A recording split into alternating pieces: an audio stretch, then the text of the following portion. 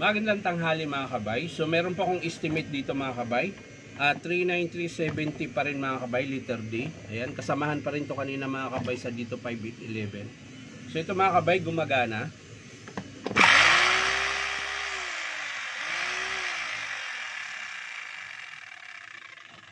Tapos yung kanyang chipping, mahina na rin mga kabay.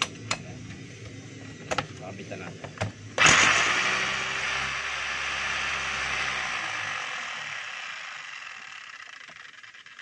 Hindi na po siya ganun kalakas.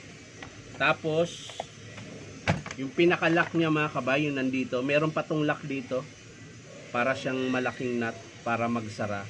So wala na po, tsaka pudpud na rin yung thread ito, yung thread niya ito. Tingnan niyo mga kabay, malambot na lang. Ayan, nabubuksan na siya. Tapos ito, alog naman. Ayan. So malakas pa siya pumalo mga kabay, malakas pumalo.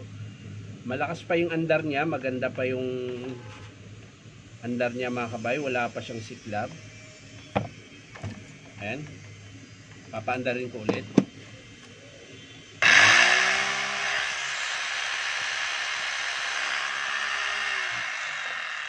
So okay pa yung armature mga kabay. So ang sira nito mga kabay ay yung kanyang guide is ito po, isang buo. Yan po yung papalitan natin, isang buo, tsaka yung o-ring sa striker. So ito mga kabay, hindi ko nabubuksan, sisilipin ko na lang yung connecting rod kung di pa ba alog. Sa bagay, matibay yung connecting rod nito mga kabay dahil aluminum po siya. Ayan. Ayan po yung connecting rod yung mga kabay. Ayan. So alugin natin. So wala pa po siyang alog mga kabay. Ayan. Ayan. So ibig sabihin okay pa yung connecting rod niya. Tapos i-check din natin yung kanyang carbon brush mga kabay. So, babalik lang natin itong takip. Ayan. So i-check natin yung carbon kung mahaba pa ba.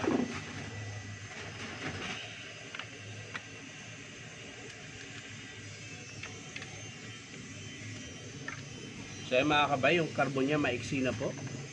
Ayan. So papalit po tayo nito. Check natin yung iba.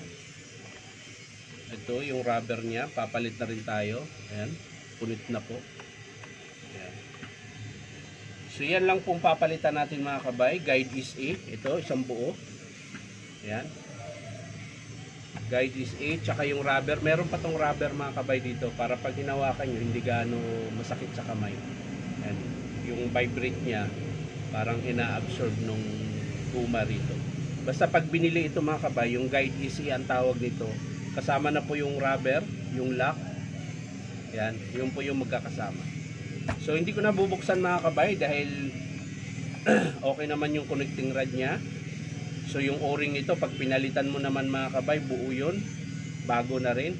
So hindi ko na isasama yung o-ring dito. Yung o-ring na lang po sa piston tsaka sa striker ang isasama natin. So yun yung estimate ko mga kabay, guide is 8, dalawang o-ring para sa piston tsaka striker, carbon brush, at yung rubber nito mga kabay. Yan. Papakita ko na lang sa inyo mga kabay kapag in-approve ng customer. So yan lang po ang sira dito sa model mga kabay na STH-M5 na Stanley 5 kilos.